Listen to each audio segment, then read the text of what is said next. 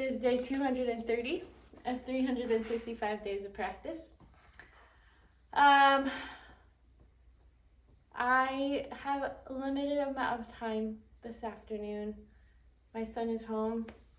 We have to do homework, and I got to get ready for youth activities tonight for church. So luckily I got dinner ready before, like first thing this morning, and it's been in the crock pot and the house smells amazing. It's cinnamon beef stew. So good. It's in the Well-Fed 2 cookbook. That's what it's called, I think. It's a paleo recipe. I can link it. I'll link it in the description, but it's really yummy, and I add potatoes to the recipe because I can. So for today's practice, I'm going to sight read. It's been a minute since I've used the Chopin book for a sight reading exercise, so I'm going to do that today. I'm going to close that so that I can not accidentally close out of the video when I'm practicing.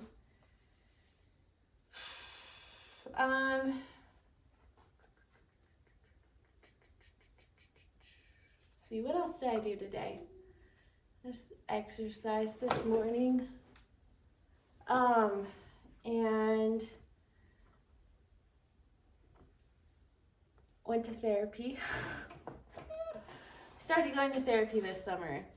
I struggle with anxiety, and I'm learning that I might have ADHD, which totally tracks. This could be interesting.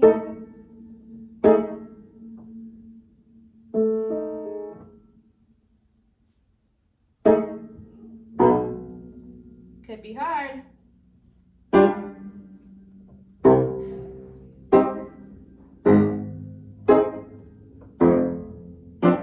Okay, this is a nocturne. Whew, it's a long nocturne. I don't know if I want to sight read for 15 minutes today, 20 minutes today, because that's probably how long that would take. So maybe I need to get out of the nocturnes and go to the preludes, because the preludes tend to be shorter because they are preludes. That's a shorter nocturne. I could possibly do a 3-page nocturne. I really do like me a good nocturne. They typically seem to be a little bit more challenging for the brain. And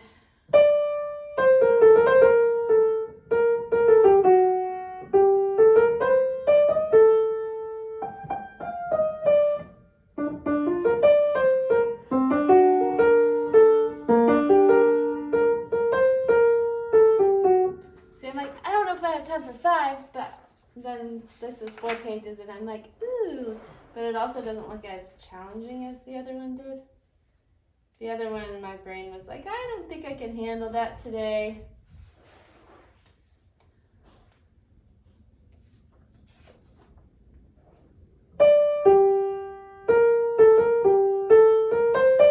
I've done that one before. I like that one a lot. But yeah, I was talking to my therapist today. We're getting more certain that I definitely have some tendencies towards ADHD. And it makes sense that sight reading would be something that I enjoy doing, because it's like, I don't know. It's not something I have to focus on for a long time. I just read through it, and it's fun, and I just really had to close out of my video for a second, and it didn't save. It ended it, so I guess I'll just have to do more editing than I would like to. Anyways, it tracks because I've sight reading is fun because it's like something new and interesting every single day. That's probably why I like it. Okay, I think I'm gonna do this one.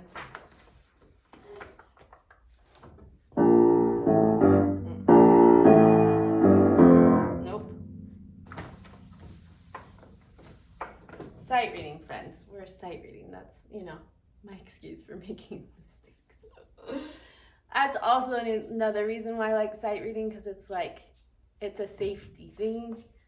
Because when you sight read, you make mistakes. So it just is what it is. No one can fault you for making mistakes when you sight read.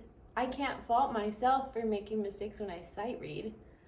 So it's a safe. That's probably more why I like sight reading.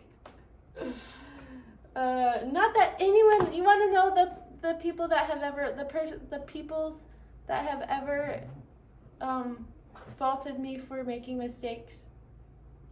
There's just been one. This person and my teachers, my piano teachers, but that's it.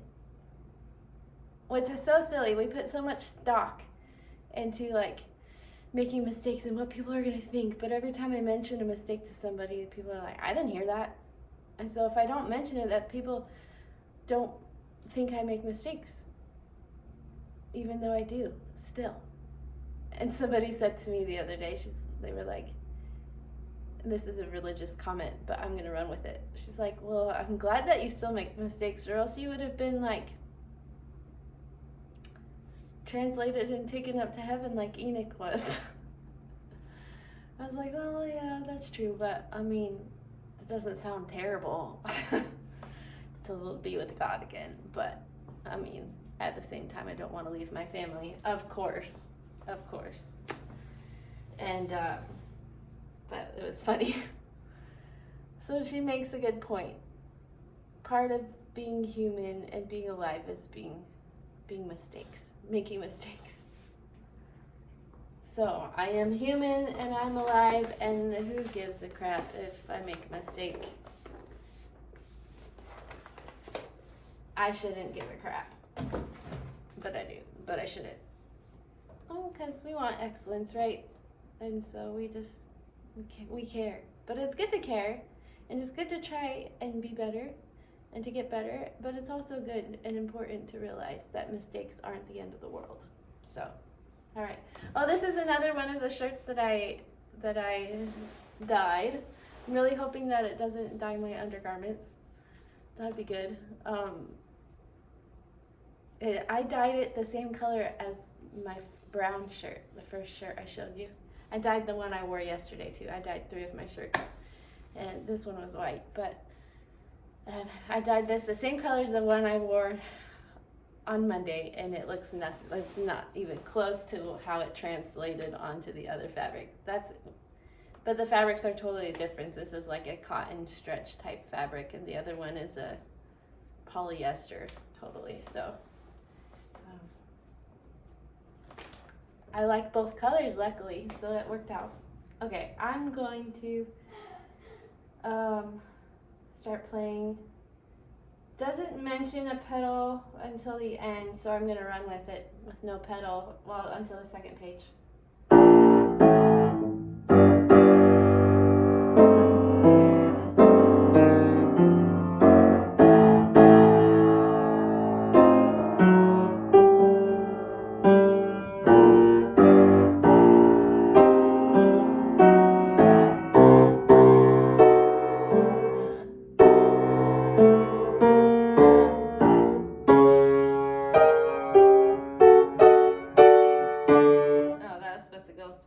Oh, they're all supposed to go quieter.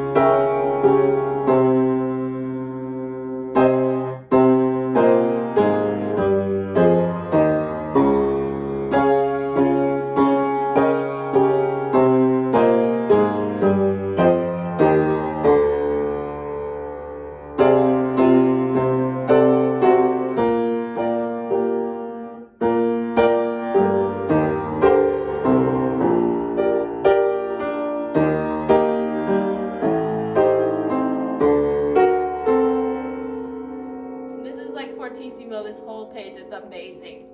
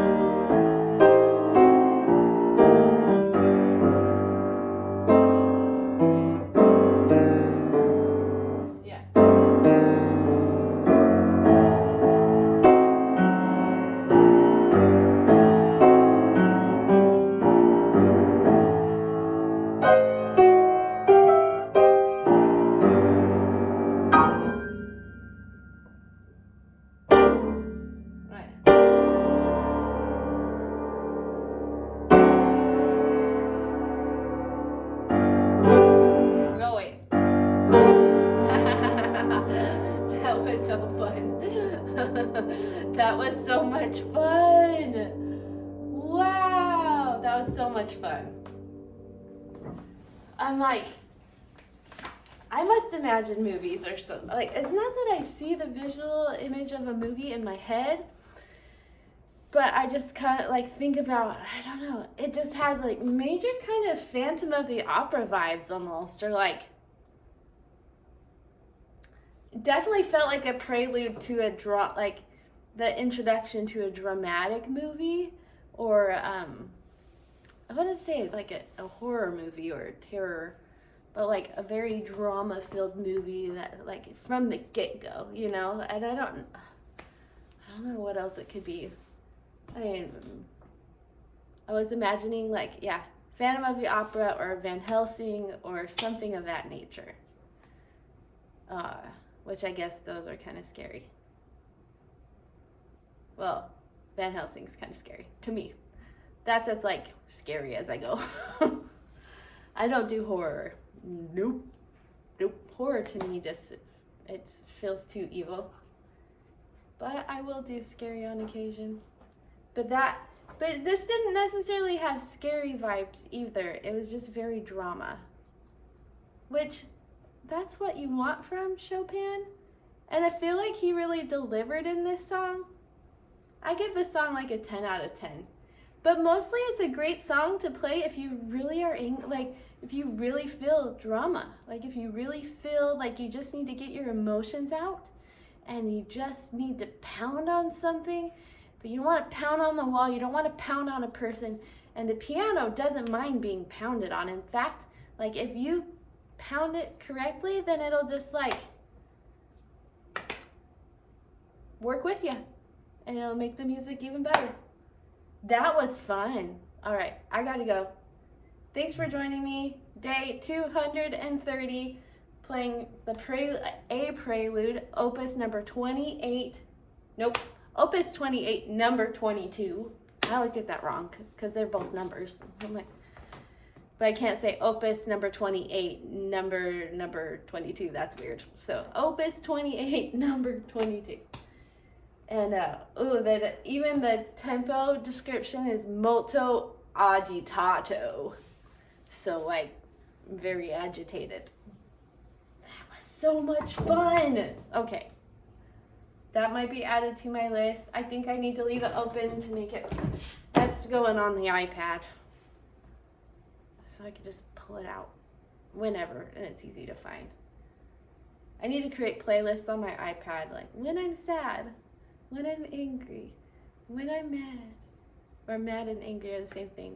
When I'm feeling, forlorn is the same as sad. When I'm feeling happy, when I'm feeling confused. I don't know. I feel like there's music you can play on the piano, and I 100% use it for therapy, even though I go to therapy. It's still another form of like emotional regulation.